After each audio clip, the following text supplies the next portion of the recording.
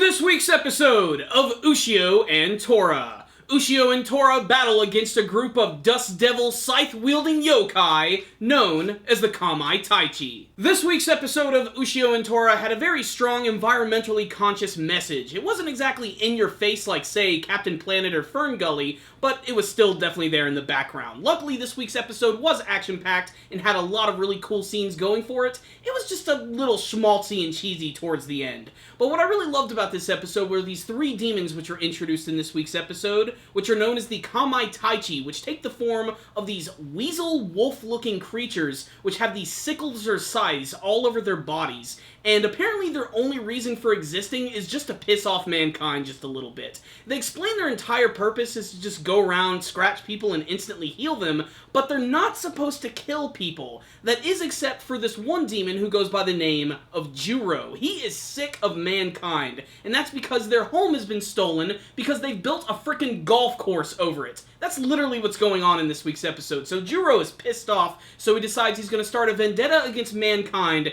and kill them all systematically. In fact, the episode opens up with this really cool action scene where you're introduced to the Kamaitachi for the first time, and there's a scene where he's running after these humans who are driving in a car, and then he just jumps up and decapitates both of them, causing the car to spin out and explode. It's a really, really great way to open up the episode, but then eventually we go to Ushio and Tora, who run into these two siblings, and these are actually the Kamaitachi themselves, who have the ability to transform into humans, but they can still use some of their special powers, and that's very evident because the one female member of the group, Kagari, can actually summon one of her scythes or sickles directly from her arms. And if you guys have been paying attention to the intro of the show, they've been showing these guys for quite some time, but I never really thought that they were going to be sort of like the monster of the week type of characters. I thought they were going to be more important, and I do have a feeling that we are going to see some of these characters again, but not everybody gets out of this episode unscathed. So what's going on in this week's episode is that Juro is going insane. He wants to kill all the humans, but his brother and sister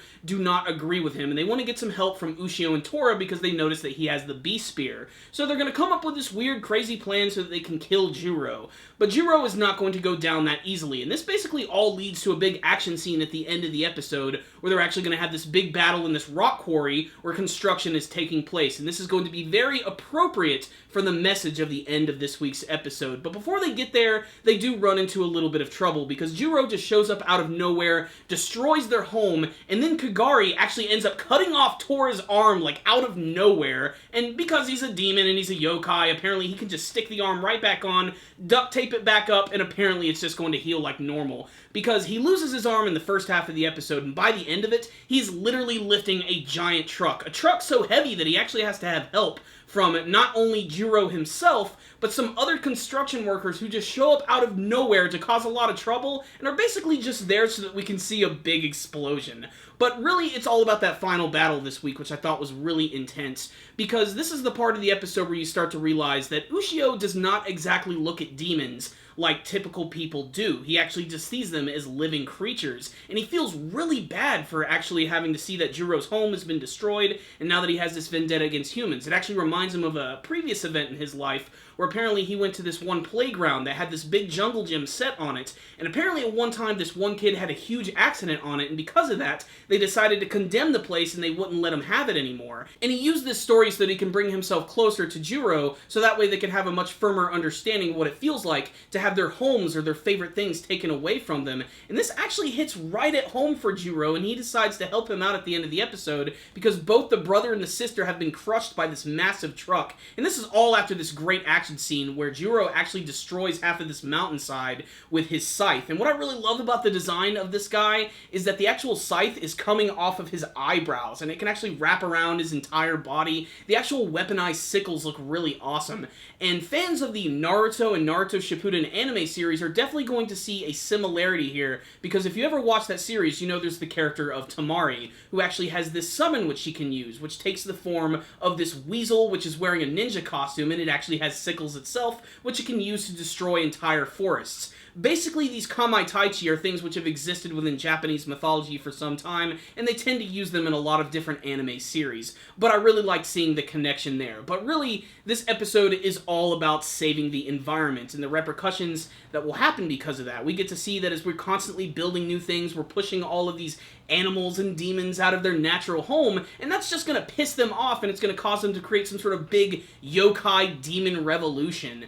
And that's the thing about this episode. It could have been really ham-fisted. It could have been really cheesy and over the top. Let's have a big musical number about saving the environment, and thank God it didn't go in that direction. It actually went in a much darker direction and something I didn't expect, because by the end of the episode, it almost seemed as if Ushio, Tora, and the three siblings were now going to be friends, and they were going to have some brand new companions to join them on their journey. But Juro himself has decided that there's really no place for him anymore, and he decides to attack Ushio, and on reflex, he actually stabs him with the spear, killing him. And that's the end of the episode. Final shot is Ushio literally falling to his knees and crying in the sky. Fade to black, there's the credits. It was really freaking hardcore. And definitely, I think, one of the better episodes that I've seen in the series so far. So, what's the rundown on this week's episode of Ushio and Tora? This was another really simple episode which had a pretty nice message, some really cool action, and some amazing demon design. I love how every single episode manages to do something completely different with the demons. They're always so distinct from one another, and they all tie into Japanese mythology. And if that's something that you want to get into, Ushio and Tora is one of those series that can really get you excited for that type of stuff. I've already made the comparison to the classic anime series Inuyasha before, but then again, you have to remember that Ushio and Tora is based on a manga series from the early 90s, and it actually does predate that, but the similarities are still there. So if you like Inuyasha, you're probably going to love Ushio and Tora even more. I actually do like the characters just a little bit more, despite the fact that Ushio himself is basically just the standard shonen male lead. But Tora continues to be a lot of fun. His interactions with the Kamaitachi this week were really good, especially when he was hanging out with Kagari, who ended up cutting his arm off, which he didn't even really seem to be bothered by that much. That's what I thought was really funny. And Tora really didn't do that much this week outside of just mostly being in the background and helping out the humans at the end of the episode. And this was probably, I think, the only part of the episode for me that I felt was probably the weakest element. It just felt like the planets aligned on this moment. Like, it seemed a little too far-fetched.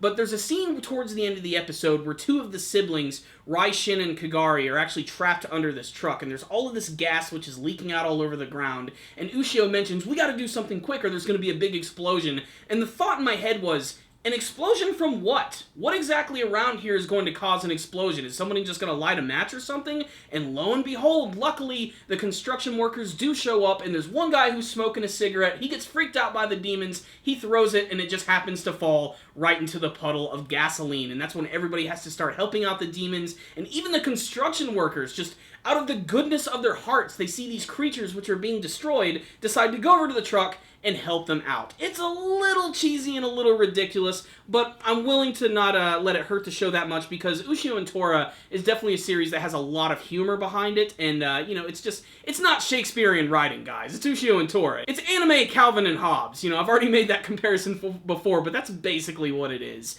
So, good episode of Ushio and Tora, pretty good animation and artwork. The few action scenes that were there looked really cool. I love the designs of the human characters, the demon characters, and that final scene was honestly very shocking. I didn't see the episode ending that way at all. So I can't wait to see more of what Ushio and Tora is going to deliver. And it is interesting to note that a lot of the main characters who have appeared in the intro of the show have already made their first full appearances. So I can't wait to see some of the bigger surprises that the rest of the Ushio and Tora series is going to deliver.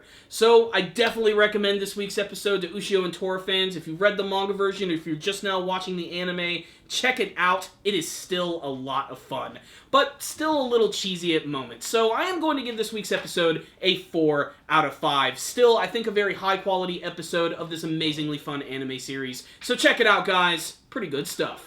Before you guys leave today, I want to hear your thoughts about this week's episode of Ushio and Tora. Did you have a favorite new character who showed up this week? A favorite action scene? Maybe just a favorite scene that you enjoyed? What do you want to see from the rest of Ushio and Tora? Please tell me in the comment section below. Thank you guys for watching my review. Make sure to like this video and share it with your friends. Make sure to subscribe to the channel. That way you can see all of our latest anime and manga reviews. And you guys can also follow us on social media. You guys should also check out our weekly podcast show, The Powerful Nerdcast. You can find that on our YouTube page, and you can also download the show for free at rogueintel.com and at iTunes. I highly recommend you check out those places. That way you can see our show as well as a few other really awesome podcasts. But as always, the best way to support our channel is to watch the videos, share them with your friends, and comment on them. So thank you guys again for watching, and as always, stay dandy, baby.